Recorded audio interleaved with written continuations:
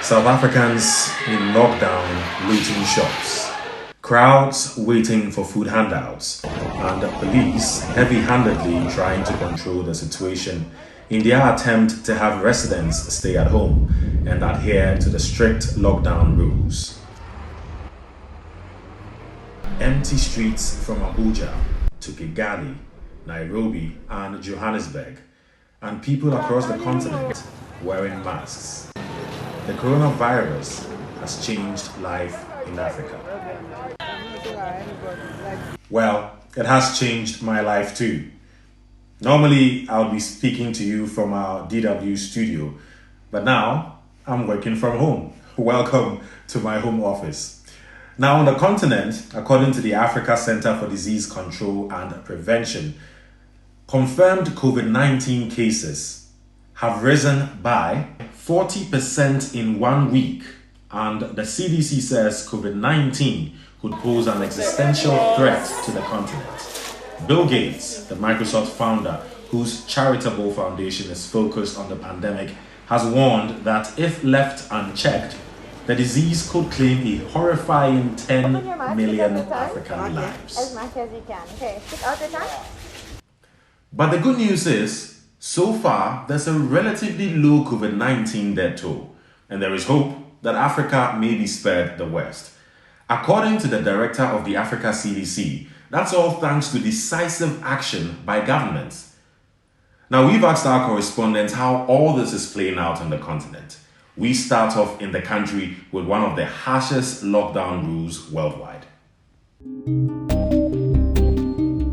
For 5 weeks, South Africa had one of the strictest lockdowns in the world. It was not allowed to walk your dog or go out for jogging. Also, the sales of cigarettes and alcohol was not allowed. Now this changed at least a little bit. The country decided to introduce a 5-level lockdown from stage 5, the strictest one, basically what we've seen in the past weeks, to stage 1, the most relaxed one, where most businesses are allowed to operate again. At the moment, the country, however, is at stage 4 only. This means delivery services are allowed to operate again, and some key industries like mining can fully operate at the moment. But the reality also is that the majority of the workforce of the country is not allowed to get back to work. And this is a key problem in the country, and especially for the poor population, which is the majority of South Africans. When I went to townships here in Cape Town, people are bitterly complaining that they don't know how to continue like this. Many of them, day laborers, don't make money at all at the moment, so they don't know how to feed their children at this point of time. We have seen lootings, for example, of food stores throughout the country and liquor stores as well. Terrible pictures, but the government says they're trying to address that in the best possible way. President Cyril Ramaphosa has announced a support package, the biggest one of the biggest ones on the continent that we've seen so far, 26 billion euros that he wants to pump into the economy to get it back on track, but also use part of the money to support those people in need during these difficult months. Now, where does the money come from? This is the big question here at the moment. Ramaphosa, the president, says they're trying to raise this money from international institutions to get loans from the IMF, the World Bank, for example. This is what South Africa's finance minister has to say. The IMF has indicated themselves that South Africa is entitled to apply for up to 4.2 billion US dollars in response to this crisis. At the World Bank, it seems for now, we could negotiate for a facility of up to maybe between 55 and 60 million dollars. Very small, but we'll negotiate as much as we can in this regard. It affects me very bad, both financially and physically. I can't see what I eat. Everything is very hard. Even my junior brother at home is shouting hunger. Feeding myself is a problem, and it's because of this work where I work and I see money to feed myself. There is no one to assist me. There is no business, no income. Understand? People are really suffering. Here in Nigeria, 95.9 million people are estimated to live from hand to mouth. So far, the government has provided cash relief for 3.6 million households, only a tiny fraction of those living in extreme poverty. As a result, crime in Lagos and Abuja is on the rise. Though the government announced some easing of the lockdown, health experts warn that the peak of the pandemic is possibly still months away. Therefore, hospitals and doctors are on high alert and continue to prepare. Here is what one doctor in Lagos told me. Since the lockdown, it's been quite stressful getting to work. You meet at least 10 to 15 roadblocks on your way to work by the law enforcement agents just to ensure that everyone is in compliance and only essential workers are actually on the road. And each of those checkpoints takes you at least another 10 to 15 minutes before they can actually get to your car and check you, and then you move on to the next checkpoint, and it's quite stressful. Then again, most hospitals have adjusted their roster so that we don't have too many people in the hospital at the same time. So you find doctors running longer shifts now than before. So it makes the whole thing quite more stressful. But we're hopeful that soon the pandemic will be over and we can all get back to our normal lives. Basically, COVID has shown us less patients than we usually have. We've reduced our numbers to only emergency cases. As of yet, we have not yet had a pregnant mother with COVID, thankfully, in our center, that is. But we are still going through the necessary training to ensure that everyone is okay, as WHO or CDC directs. And so far, yes, there's a lot of anxiety, but with the continued training, it's really going a long way to make sure that we are ready for this thing. And yeah, that's where we stand. We spoke to the city's health authorities, and they assured us that essential healthcare services like mother and childcare are continuing as usual. And healthcare workers seem to be doing all that they can to prevent any infection in the hospitals. But what we have seen in Kenya is that the corona outbreak has once again highlighted the division between the rich or middle class and poor. If you have money, you can afford private health care, and you maybe have a car or can call a private ambulance. Many of the poorer women, however, have experienced shorter health checkups, and they're worried what will happen if they go into labor at night. For the past month, Kenya has had a 7 o'clock curfew, and the police, especially in low-income neighborhoods, have been known to beat people, arrest them, and threaten them with mandatory quarantine. Medical emergencies are exempted from this rule, but many of the women are scared that if they go into labor at night, they won't find anybody who is willing to take them to hospital. But it's not all doom and gloom. See, what inspires me the most is the homemade solutions that many on the continent are coming up with. We're talking about finding local solutions to this global pandemic. From technological innovation to community collaboration. In Senegal, 3D printers are being used to compensate for a lack of medical equipment in health centers. A local technology group has mobilized 3D printers in small workshops throughout the country to make plastic visors for healthcare workers. In Dakar, workshops print and assemble dozens of masks every day before delivering them free of charge to hospitals, pharmacies, and clinics. And in Liberia's capital, Monrovia, residents are taking matters into their own hands by setting up neighborhood checkpoints to screen the temperature of those who enter and wash their hands, a strategy already used in the Ebola outbreak a few years ago. Some Liberians are still doubting that the sickness is not in the country. That's all their belief. So when they saw the guys putting those gates and things down, telling people to wash their hands, having the instrument testing and taking the temperatures and things, some try to get the art that indeed it is true. Now, let's go to the continent and talk to some young Africans out there who are doing one thing or the other to help themselves and, of course, others go through this COVID-19 pandemic. We're talking about IT-related innovations. We're talking about simple things like masks. Okay, so from Ghana, we'll be going to South Africa.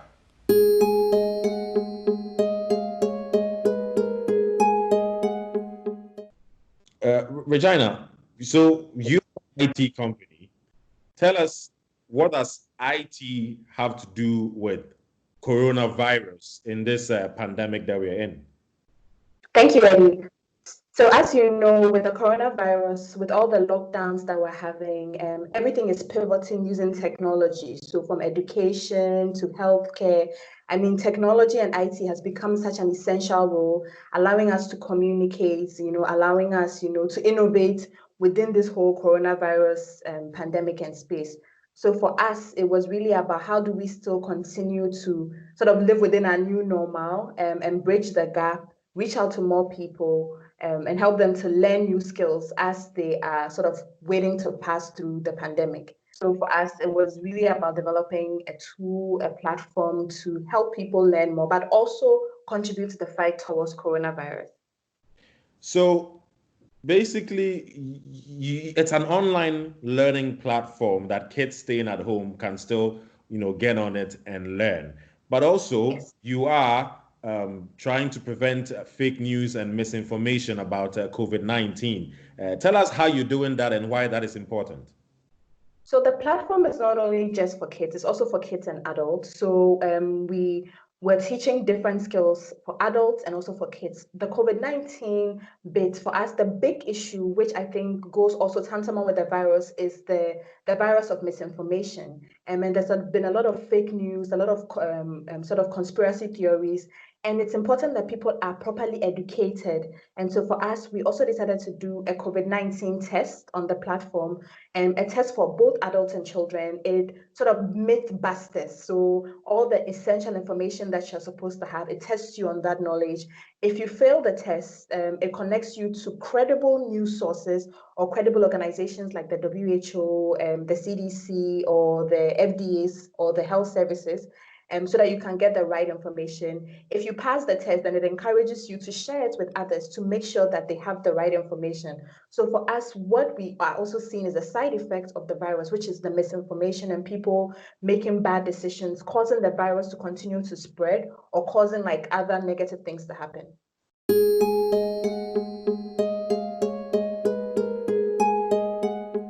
So you call it a solar wash. Tell us more about this invention and how does it work?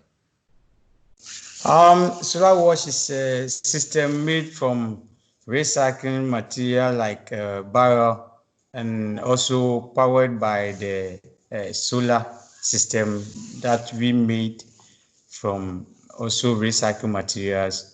And the way it works in a way that when you put your hand under the tap, there's a sensor that senses your hand and releases soap from the tap, and also gives an alarm system that beeps. Also,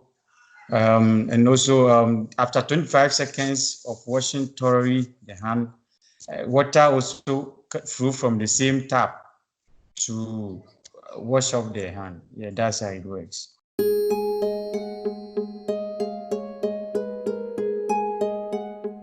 So, Irabna, you have a fashion company. I can already see behind you, Wear Ghana.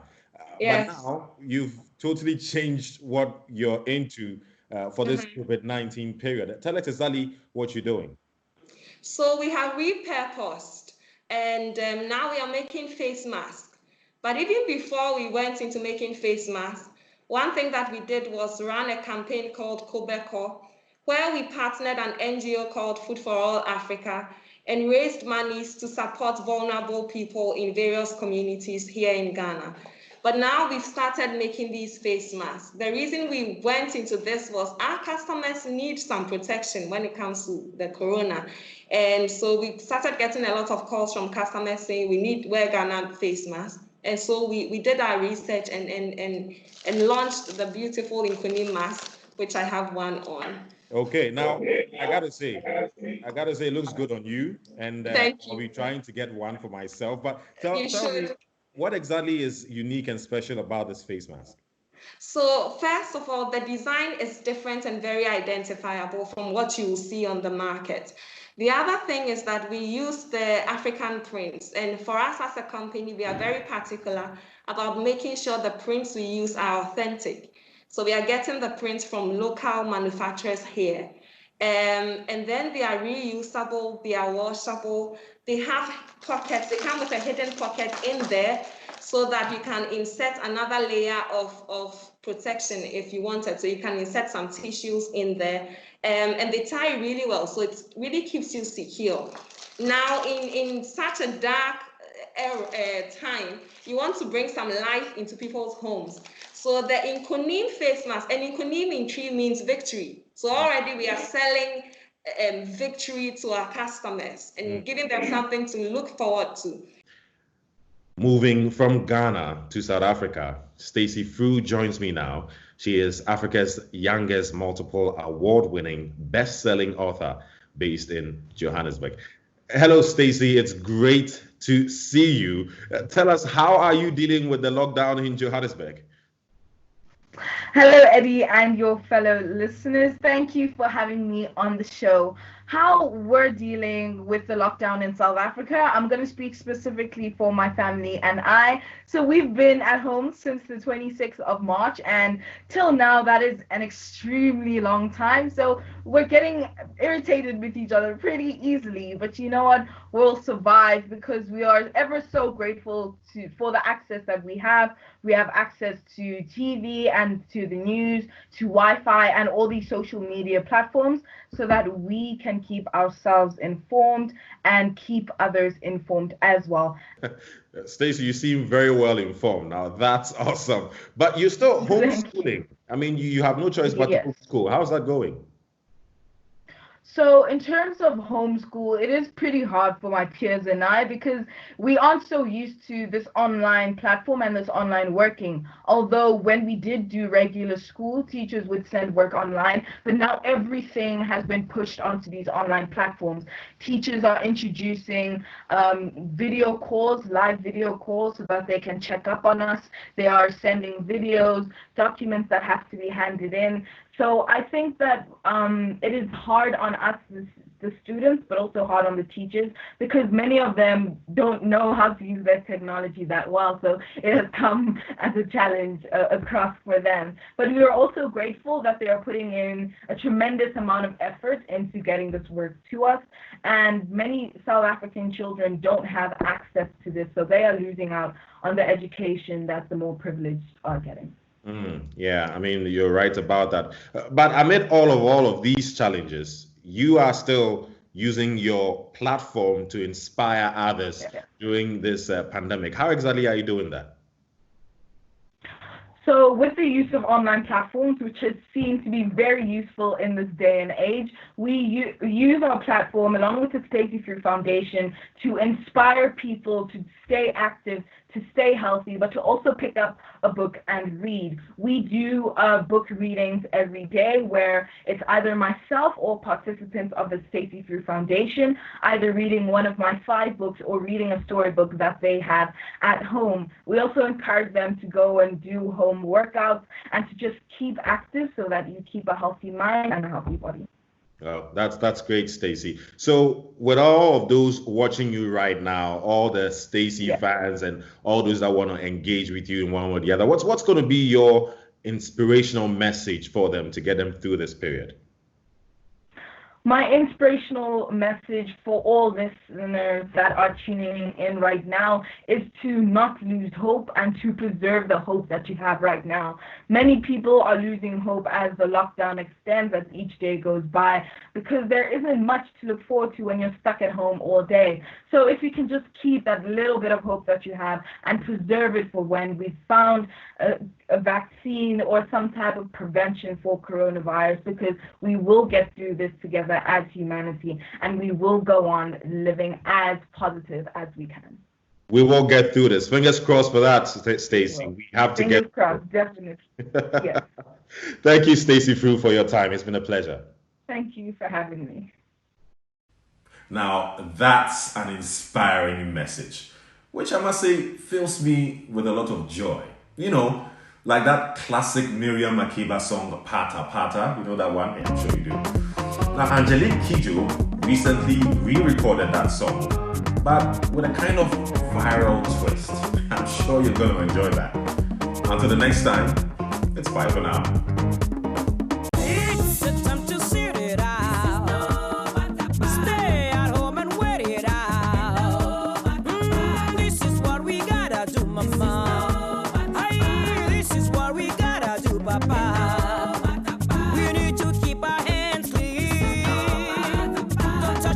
Keep your distance, please. Groove along and dance with us, mama. Let's come together, sing this, papa.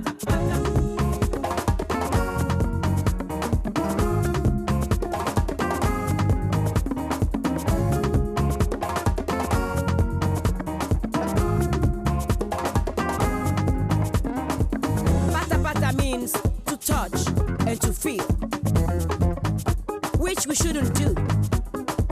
Everybody can help fight COVID-19 by doing what we need to do.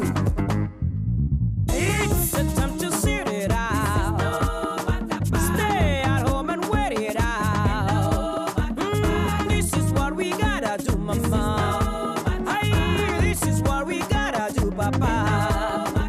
We need to keep our hands clean.